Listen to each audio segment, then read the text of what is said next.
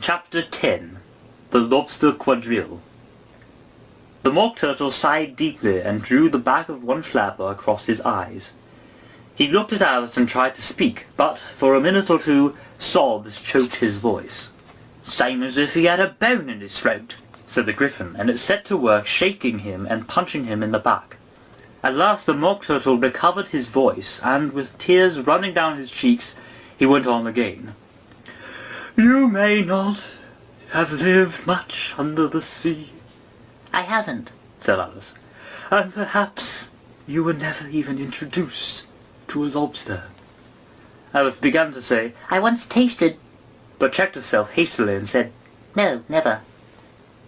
"So you can have no idea what a delightful thing a lobster-quadrille is." "No, indeed. What sort of a dance is it?" "Why, you first form into a line along the seashore.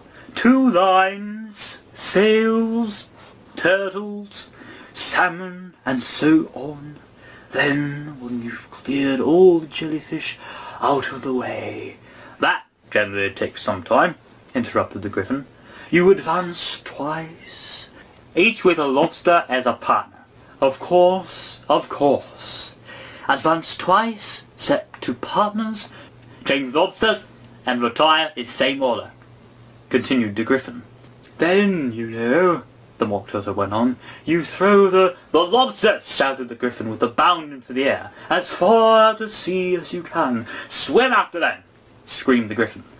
"Turn a somersault in the sea," cried the Mock Turtle, capering wildly about. "Change lobsters again," yelled the Gryphon at the top of his voice.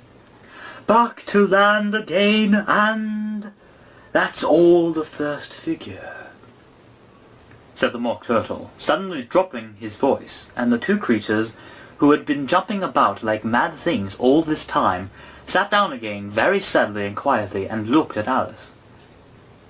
"It must be a very pretty dance," said Alice timidly.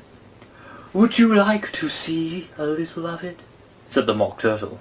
"Very much indeed." "Come, let's try the first figure," said the Mock Turtle to the Gryphon. "We can do it without lobsters, you know. Which shall sing?" "Oh, you sing," said the Gryphon. "I've forgotten the words." So they began solemnly dancing round and round Alice, every now and then treading on her toes when they passed too close, and waving their forepaws to mark the time. When the Mock Turtle sang this, very slowly and sadly, "Will you walk a little faster?" said a whiting to a snail. "There's a porpoise close behind us, and he's treading on my tail. See how eagerly the lobsters and the turtles all advance. They are waiting on the shingle. Will you come and join the dance? Will you, won't you, will you, won't you, will you join the dance? Will you, won't you, will you, won't you join the dance? You can really have no notion how delightful it will be when they take us up and throw us with lobsters out to sea." But the snail replied, "Too far, and gave a look askance. Said he thanked the whiting kindly, but he would not join the dance. Would not, could not, would not, could not join the dance. Would not, could not, would not, could not join the dance." "What matters it how far we go?" his scaly friend replied. "There is another shore, you know, upon the other side. The further off from England, the nearer it is to France. Then turn not pale, beloved snail, but come and join the dance. Will you, won't you, will you, won't you, will you join the dance? Will you, won't you, will you, won't you join the dance?" "Thank you. It's a very interesting dance to watch," said Alice, feeling very glad it was over at last. "And I do so like that curious song about the whiting." "Oh, as to the whiting," said the Mock Turtle, you've seen them before, of course?" "Yes, I've often seen them. I didn't—" She checked herself hastily. "I don't know where Din may be, but if you've seen them so often, of course you know what they're like." "I believe so," Alice replied thoughtfully. They have their tails in their mouths, and they're all over crumbs. You're wrong about the crumbs, said the Mock Turtle. Crumbs would all wash off in the sea, but they have their tails in their mouths, and the reason is... Here the Mock Turtle yawned and shut his eyes. Tell her about the reason and all that, he said to the Gryphon. The reason is that they would go with lobsters to the dance, so they got thrown out to sea, so they had to fall a long way, so they got their tails fast in their mouths, so they couldn't get them out again. That's all. Thank you, it's very interesting. I never knew so much about a whiting before. I can tell you more than that if you like. Do you know what it's called, a whiting? I never thought about it. Why? It does the boots and shoes, the Gryphon replied very solemnly. Alice was thoroughly puzzled. Does the boots and shoes? She repeated in a wondering tone. Why, what are your shoes done with? I mean, what makes them so shiny? Alice looked down at them and considered a little before she gave her answer. They're done with blacking, I believe. Boots and shoes under the sea, the Gryphon went on in a deep voice, are done with whiting. Now you know. And what are they made of? Alice asked in a tone of great curiosity. Soles and nails, of course, the Gryphon replied, rather impatiently. Any shrimp could have told you that. If I'd been the whiting, said Alice, whose thoughts were still running on the song, I'd have said to the porpoise, keep back, please, we don't want you with us. They were obliged to have him with them. No wise fish would go anywhere without a porpoise. Wouldn't it really? Said Alice in a tone of great surprise. Of course not.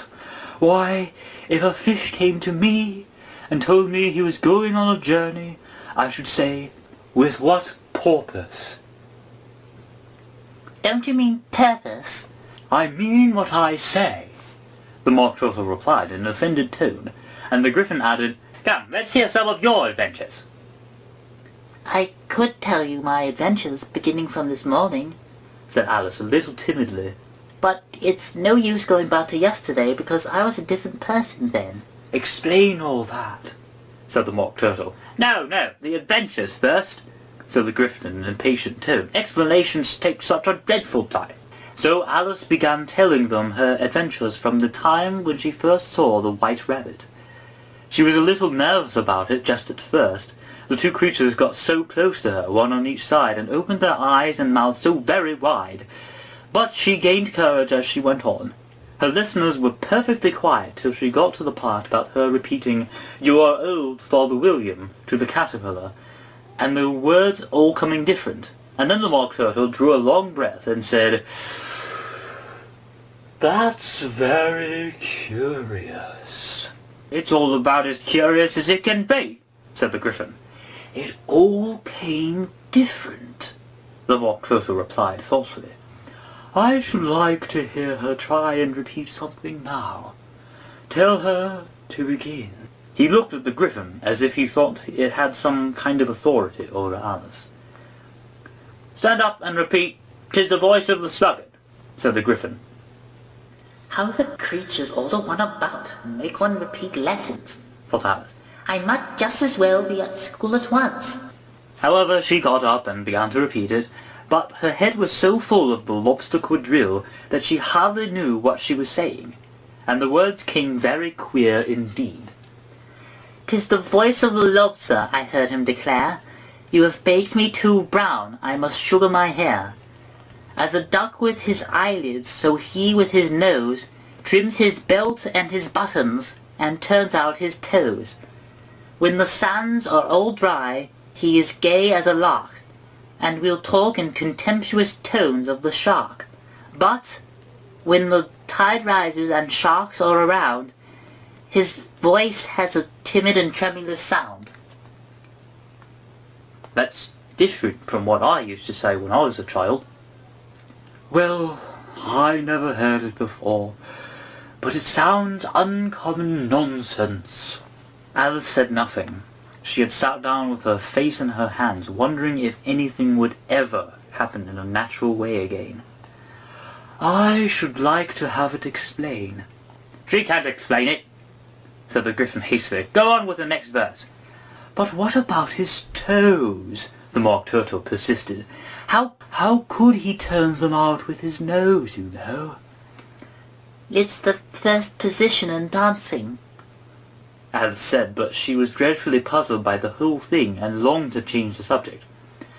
"Go on with the next verse," the Gryphon repeated. "It begins, 'I passed by his garden.'" Alice did not dare to disobey, though she felt sure it would come all wrong, and she went on in a trembling voice, "I passed by his garden, and marked with one eye how the owl and the panther were sharing a pie. The panther took pie crust and gravy and meat, while the owl had the dish and its share of the treat. When the pie was all finished, the owl, as a boon, was kindly permitted to pocket the spoon, while the panther received knife and fork with a growl, and concluded the banquet by—" "What is the use of repeating all that stuff? If you don't explain it as you go on, it's by far the most confusing thing that I ever heard." "Yes, I think you'd better leave off," said the Gryphon, and Alice was only too glad to do so. "Shall we try another figure of the Lobster-Quadrille?" the Gryphon went on. "Or would you like the Mock Turtle to sing you another song?" "Oh, a song, please, if the Mock Turtle would be so kind," Alice replied, so eagerly that the Gryphon said in a rather offended tone, "No accounting for tastes. Sing a turtle soup, will you, old fellow?" The Mock Turtle sighed deeply and began in a voice choked with sobs to sing this.